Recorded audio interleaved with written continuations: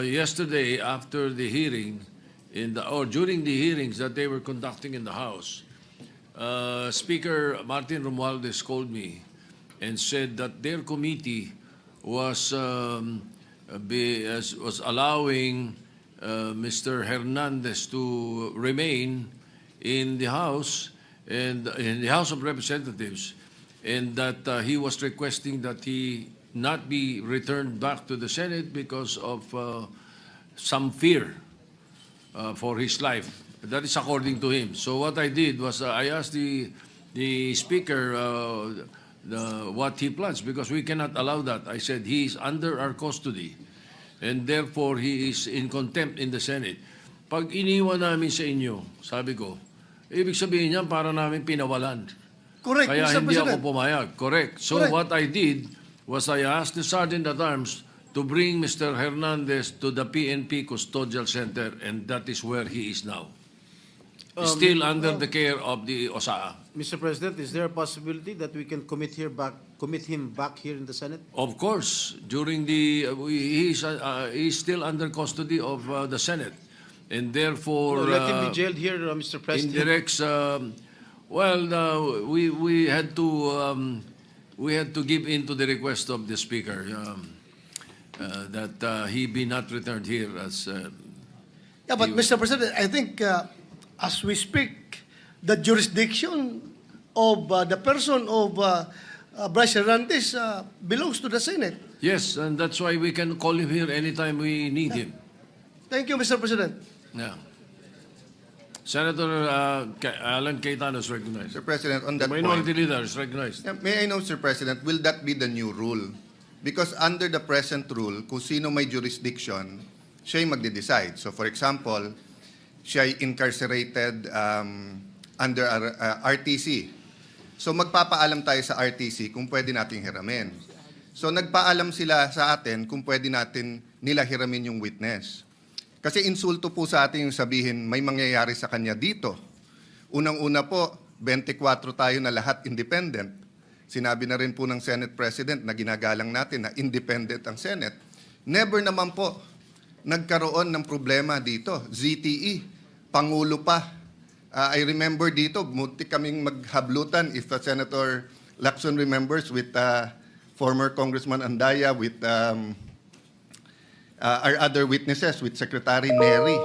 Di ba, parang may PSG pa atang pumasok, whatever, no? But we were able to handle it well and come to a conclusion. My point, Mr. President, is this.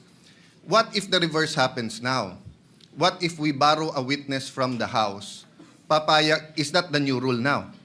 Na PNP custodial na? Or makikiusap tayo pabalik sa House? Because I don't think we should change rules without doing it either in caucus as a group. But I see the wisdom, Mr. President, of your immediate action. I'm not questioning your immediate action, Mr. President. I'm just asking, moving forward, shouldn't we keep the old rule na kung sino may custody, yun ang mag-keep nung custody niya, Mr. President? Yes, and that is the decision that the presiding officer made last night. Indeed, you are right. He is in our custody. Now, what we did yesterday was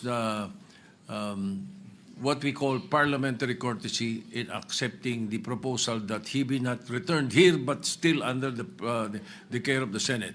Now, in the issue of, let's say, keeping it here, or the previous tradition that the Senate may cite in contempt anyone and keep him here. We have also placed a witness to Muntinlupa, if you will recall. Yes. We also even sent somebody to the Pasay City Jail. So I don't see any reason why we cannot commit this particular fellow to the PNP Custodial Center. But then again, I will leave it to the decision of the body. That was my decision last night. But if there is something that is a new decision that you would want, I will throw it to the body. Mr. President, I respect your decision, and I will tell you if I don't. I have always been honest and told you what I thought, no. And I do agree that certain decisions have to be made right away by the Senate President at that point. And you do not want a constitutional crisis or ayaw natin mag-agawan ng witness sa gitna ng and perception is important. Kung nakipag-agawan po kayo o tayo kagabi, it would appear na baka may katotohanan yung sinabi about senators, kaya pinipilit natin dito. The problem is, meron din kasing perception tuloy that by not having him back here, baka nga totoong ini-impluwensya natin. But from my point of view, from my limited point of view at this point in time, when he was here, no one was talking to him from the Senate panel. But according to Senator Marcoleta, he got information that the witness was being asked to single out senators there. So only God knows if Senator Jinggoy is the good one or the better one. Only God knows the totality of accusations against Brother Joel. But what do I know? I know na si Brother Joel, 2016 pa lang, 2017, when I left the Senate to go to the DFA, speech na ng speech to tungkol sa flood control eh. Even President Duterte had a speech na ang problema ko, DPWH. Never tinago ni ano yon ni President Duterte. Nandun yun po nasa Facebook, nasa TikTok na sinasabi niya baka may ghost project pa. 2022, to be fair to our new chairman of the committee on the Blue Ribbon Committee and the Senate President, you weren't here at that time, but I'm sure you monitored it. Tinuturo naman ni Secretary Bonoan kung bakit nagkaganon yung budget at ba't suddenly lumaki na naman yung budget. No? So the point is, Mr. President, perception here matters. Tomorrow ba or the next day, we will announce, I think Malacanang has already said they will announce a independent commission. The minority has not discussed whether we will support it or not. Personally, I support it. But just like Ferdinand Marcos Sr., he always asked the opposition for one member. Kasi kahit gaano ka-independent ang members niyan, kahit anong integrity niyan, tao pa rin yan eh. Pwedeng may agenda pa rin yung mga yan. So we will discuss in the minority. For example, kung maglalagay sila doon, do they commit? Hindi sila tatakbo for national office in 2028. Baka may integrity nga. Gagamitin naman yung commission to run in 2028. Will they sign also that wala silang conflict of interest?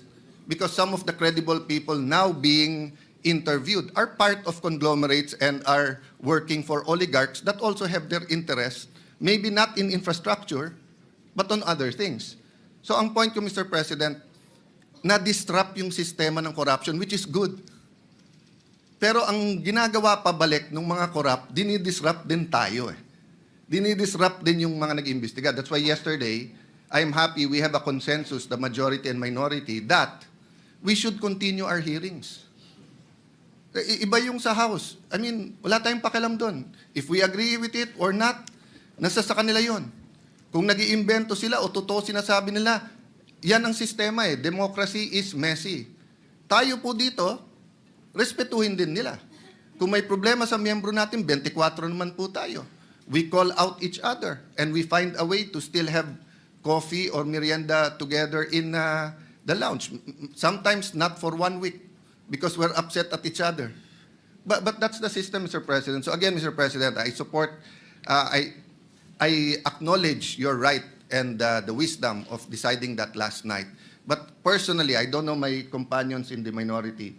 Personally, labanan ngayon ng perception. Tutuloy ba yung mga hearings? Sino ba ipapatawag?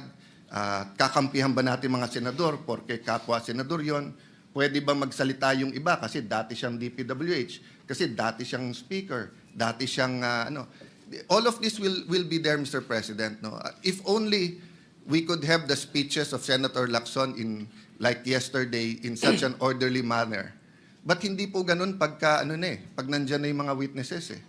Ang katotohanan po nun, kung 10 yung witness, unless we have 1 witness at a time, pero kung 10 ang witness, 10 ang senador, you cannot stop any senator kung sino tatanungin niya doon, Mr. President, di ba? So yun po ang problema lang, that since this involves high-ranking people and the PNP is not under the Senate, it creates another perception who controls who. But thank you for informing us that USAA is there and they're looking at that. No? But Mr. President, sa akin lang po, kung babaguhin yung rule. So I acknowledge you're not changing the rule. You made a decision and is throwing it back. But kung babaguhin yung rule, I think we have to discuss it thoroughly. Because nga, masyadong mabigat yung accusation nung DE ba? Assistant DE na takot siya dito or whatever. Kasi Mr. President, ang dami na natin naging witness dito kung sino-sino inaccuse kapwa senador eh. Never naman. I think when I was Blue Ribbon Chair, I just remember si June Losada natulog pa sa couch sa opisina ko. Sa baba, I think I only visited one witness once. Otherwise, hindi eh. So, anyway, Mr. President, thank you for your patience in hearing us out. But may I defer to the chairperson now of the committee. Yes, before Senator Ping Lacson is recognized. Thank you, before Mr. President. With all due respect to the distinguished minority leader, there's what we call legal custody and physical custody. Lawyers know this, Mr. President. As long as the Senate retains the legal custody over the person of Bryce Hernandez, the physical custody is of no moment, Mr. President. Whenever we need him, we'll just direct the PNP Custodial Center to deliver him here. And if the House of Representatives will be needing him, they will have to ask our permission. They cannot go direct to the PNP and tell them to bring the person of Bryce Hernandez to the House of Representatives. And this is not a new rule, Mr. President. We have committed Alvin Balag to the Pasay City Jail. We have committed persons cited in contempt by the Senate in other detention centers. We're not changing the rules, Mr. President. So that's my manifestation, Mr. President. Yeah. Minority Leader, go ahead. Tama po si Senator Lacson na may legal at physical custody. Pero it's always the committee and the Senate who decides the physical custody. So in the case na sinabi yung Pasay City Jail, it was the decision of Senator Dick Gordon and the committee na doon ilagay. In fact, ayaw nila eh. Yung mga kinulong doon, gusto nga dito. In this case, it is the witness, Assistant DE, saying, wag niyo akong dalhin doon, tapos siya yung nasunod. So the issue here is not only the physical and the legal custody. The issue also is the integrity of the Senate, the perception that if we don't have him here, de lahat na lang ng witnesses sasabihin, wag tayo doon. Paano kung wala rin silang tiwala sa PNP? Wag sa PNP, lilipat natin sa NBI. The peculiarity of this case is that it wasn't the House, nor the Senate, nor the PNP, nor the intelligence community making the request. It was the witness. I beg to disagree. It was Speaker Martin Romualdez who was asking me. Yes, I Mr. did not President. talk to the witness. I did not hear him say. It was only Speaker Mr. President, Martin. it was live in the hearing. Bago siya magsalita, sinabi niya, pwede ba, mga congressman, wag niyo akong ibabalik sa Senate dahil may mga, hindi ako safe, may mga senador doon. Ang sabi ng congressman, magsalita ka muna. Meaning condition pa nila, magsalita ka, saka na. That's why I think, in fairness to the Speaker, no? I don't think this is his personal I don't think wishes. he was also present. Yeah, in much the same way as I did not hear that. Let me clarify particular- that, Mr. President. I Yes. don't think it's his personal request. I think he was conveying it as Speaker to this chamber in the same manner na pag may request kami sa House, either the Majority Leader or the Senate President will request it. But hindi naman po alam ng tao na ang request ay formal eh. And again, hindi ko na question yung kagabi. But all over the news and live, yun po ang lumalabas. Yung witness ang nagdidikta na wag niyo ako ibalik sa Senate. Ano ba experience niya dito? Ano ba ang ginawa natin sa kanya? Di ba? Wag siyang ibalik sa Senate for detention. Pero Yes. we will never allow that he not be brought here back when Agree, he Mr. needed. President, As but a matter of fact, if you move for for him to be returned here, we will return him right away. Agree, Mr. President. Ang problema kasi gives the impression na pag dito, mapre-pressure or may kakausap sa kanya. Yun yung impression ngayon eh. Which I think is unfair to all of us. I'd love for him to name senators here para ma-confront natin siya. But anyway, Mr. President, Yes, I think we okay. vented I don't know the pleasure of my colleagues. No, may I yield to okay. Senator So Marcoleta? just to ventilate more on what the minority leader was saying, let me just place on record so that the public will know. You know, we have Section 6C of the rules of the Blue Ribbon Committee.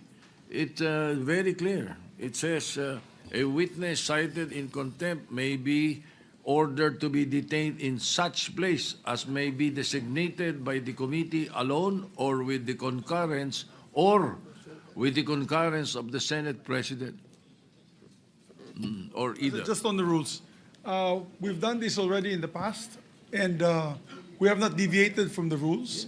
But if our good colleagues would like to discuss this further, maybe in a caucus after the speeches, we could have a caucus and discuss, Mr. President, if we want him back here or we would keep him in the PNP Custodial Center. Yes, so that we can we'll- continue with the debates. We'll continue with that. But before I recognize Senator De La Rosa or Senator Marcoleta, again, for the concern of the minority leader, the People's or the Independent Commission that is being created, we leave it up to the executive. That's their problem. But in the Senate, I have filed since August 16 the Independent People's Commission. Perhaps your concern can be addressed in our own bill.